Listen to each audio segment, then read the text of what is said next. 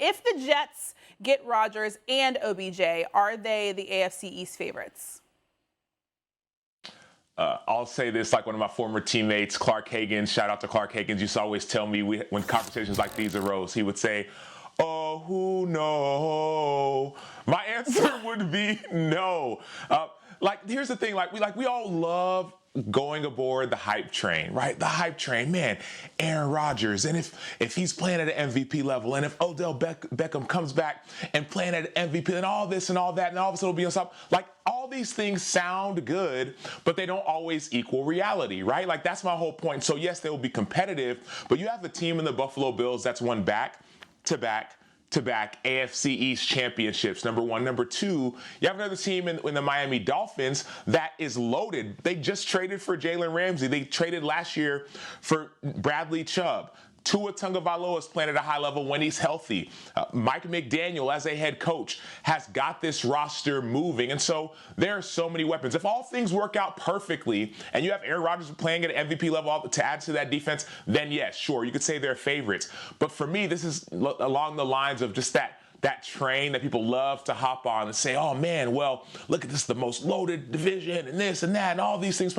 It doesn't always work that way. The math doesn't always math, if you get what I'm saying. And so they will be competitive, but I will not say that they will be the favorites if they land both of those players. No, it's funny you mentioned that train, but because before I came up here last night, I played with a choo-choo train with my 3-year-old. So choo-choo, we on that damn train. We're going to go ahead and hop on that bad boy right now, Sam Acho. That's what we going to do. Because I believe if the New York Jets, if Aaron Rodgers is there and along with Odell Beckham Jr., I think they do become the favorites. You now look at a group that not only is adding, playoff experience, you talk about Super Bowl guys as well. Aaron Rodgers has a Super Bowl appearance and a win on his resume. You look at Allen Lazard, he has playoff experience. Mecole Hardman, he has 2 Super Bowls. You look at Odell Beckham Jr., he has a Super Bowl win. So not only are you adding more pieces, you're adding guys with experience in the playoffs along with the Super Bowl. You look at 2 guys that they brought in last year, Lincoln Tomlinson. He went to a Super Bowl with the San Francisco 49ers. Also, C.J. Uzomah,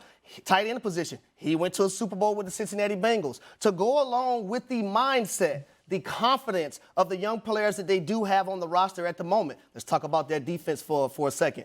Top 5 defense. They added a guy in Chuck Clark from the Baltimore Ravens who was second in tackles with over 100. That defense is only going to be better. The defense is only going to be better. Now let's get into the matchups of the Bills versus the New York Jets.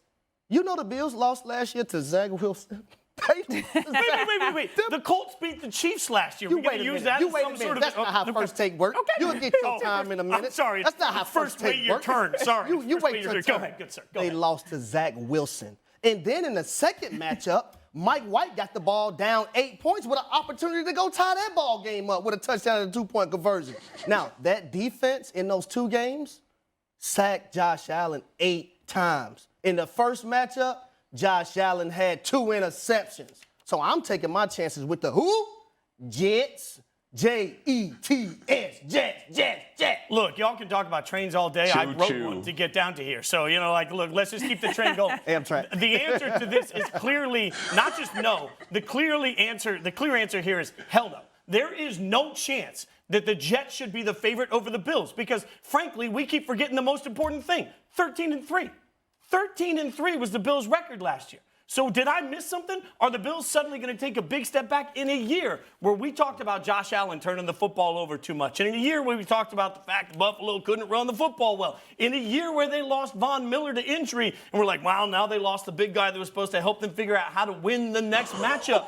They went 13-3. They would have to take a massive step back. Not a little step back. A massive step back in order for the Jets to move above them. Even if the Jets sweep them. Find the other losses on the schedule. The Bills went 13-3 last year. They have a better quarterback. They have a better roster. And you're going to bank on Odell Beckham Jr., who didn't even play a game last year, to suddenly come in and be Superman, not get injured this time, and then Aaron Rodgers takes a meteoric rise back to where he was at the MVP. You're going to bank on that over banking on the Bills, who consistently do nothing but win the division and win a bunch of football games. This makes no sense. The Bills are clearly the favorite in the East next year. Now, you said they're going to bank on Odell coming in and being Superman. That's false.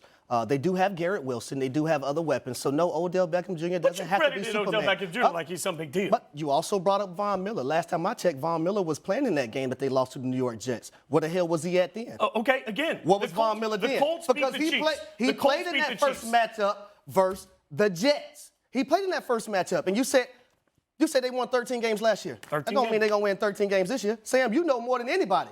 Just because you won 13 last year, don't mean you're going to be 13. What has happened to the Bills roster that's going to make them take a 4-game step back? Just listen. When you look at the schedule, you know they do have the AFC West and the NFC East, along with the Jags and the Bengals. The last time I checked, didn't they lose to the Bengals at home in a playoff game?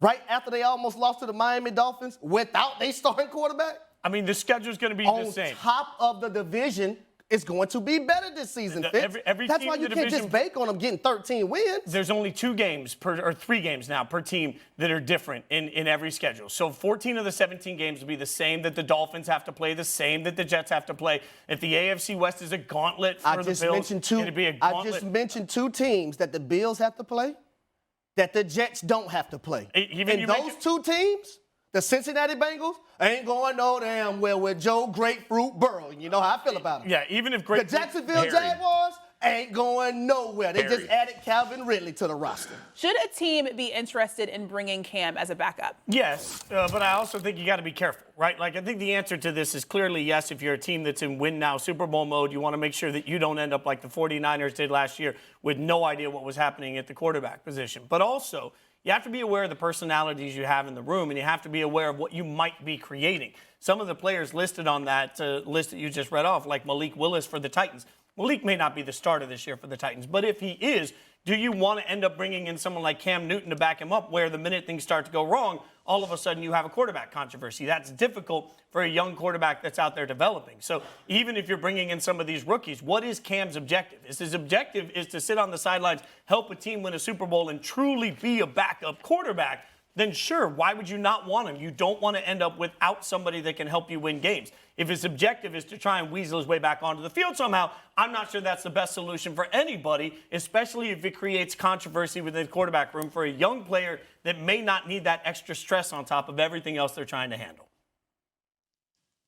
Yeah, my issue with the list is if you're going to say I want to submit myself to be a backup quarterback, you can't make a list of here's the teams and players I'd be willing to back up.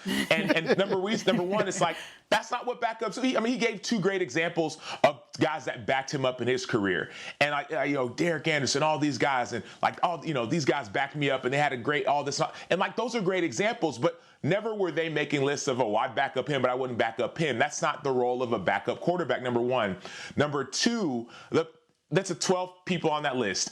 5, you could say, of those players are maybe 7 are established starters, right? 5 of them. You got 3 rookies. You got some guys. Malik Willis may not start.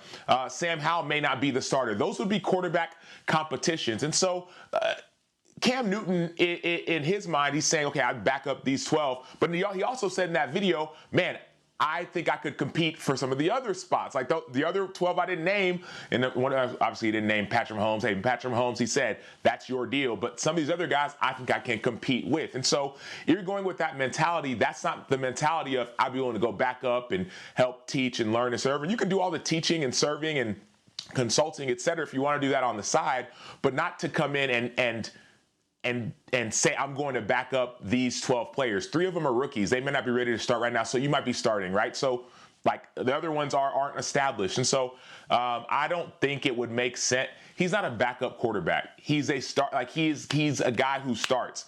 And you could tell that by the list that he made, even making a list of, hey, these are the players I would be willing to back up. It just doesn't add up. Well, for me, I think so, but I'm big on a few things when it comes to your backup quarterback. I am a fan of your backup quarterback being kind of similar to your starting quarterback, so you don't have to alter your offense and tailor it towards a new person that's coming in. I've been through that when I was in Tennessee. We went from Marcus Mariota to another guy, and we had to alter everything because Marcus is a more, dual threat guy. Also, I think your starting quarterback has to be confident as hell and comfortable in his skin. that he's not going to be looking over his shoulder worried about a Cam Newton. But ways I think it'll be good for a team. You look at Cam and his personality and how much fun he likes to have, and he loves the game of football. You talk about a team that has a lot of veterans on it already that, you know, could probably use somebody with some spunk that brings energy to your football team. I think those are all situations Cam Newton could fit into. And as far as that list, could y'all put the list back up for me, please? Because I want to go through it for a second. I want to go through the list so we can touch on some things. Malik Willis. So Malik Willis is – Ryan Tannehill is going to be the starter there.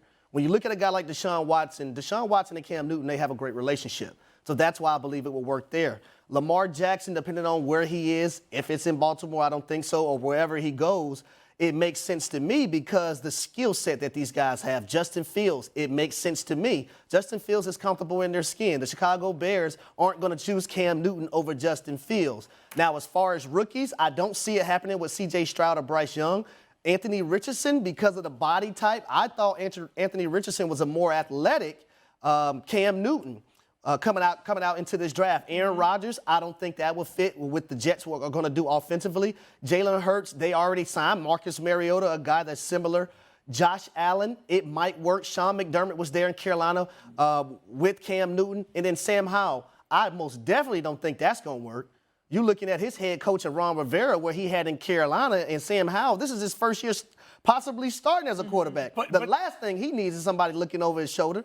To Acho's point, though, like, this speaks to what's going to be difficult, right? Like, even if we think that, hey, it's a good quality signing to have a quality backup quarterback, at some point, if we're sitting here talking about, well, your quarterback better have thick skin, your coach better be prepared for what that means coming to the locker room, these are all real conversations, and I'm not sure that Cam makes anything easier in those conversations if teams that might even constantly be thinking about it in the back of their head are saying, well, now we have a list, and now we have these extra things to worry about. Like, at some point, y'all know this, you guys played, but I hear all the time from the guys that played the game, the one thing you don't want to be if you're a backup is somebody that people have to answer questions about. And now all of a sudden, these are more questions that are asked. So I don't know that this list even helps Cam if his journey is actually to get back to the NFL.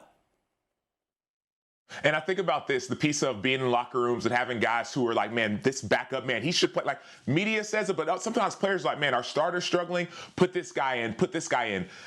A lot of backup quarterbacks, there isn't that question of we need to put that guy in. But when Cam's coming in, Cam's saying, man, at least in certain scenarios, maybe not these 12, but in the other 20 teams, I should be competing for a spot. That's what he said in his video. Then in some of the other scenarios, there's 3 rookies. And maybe I'm not competing for the spot, but I'd be mentoring them. Other scenarios, Malik Willis and the ones he mentioned, Sam Howell, there's going to be some conversation.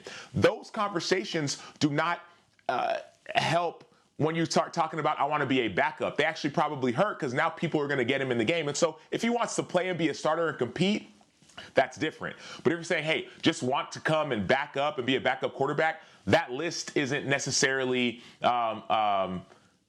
explaining all that he said. Right? Because what he said was, I can still compete at other places and I can help mentor some of these guys. But you don't just come and say, hey, bring in a backup that wants to start, right? Like, I get everyone wants to compete, whatever, but like my point is, like, this guy, like, he's like, no, dude, I'm better than all these other guys. And that's not a backup list. That's a, hey, I can play at these other places list. Thanks for watching ESPN on YouTube. For live streaming sports and premium content, subscribe to ESPN Plus.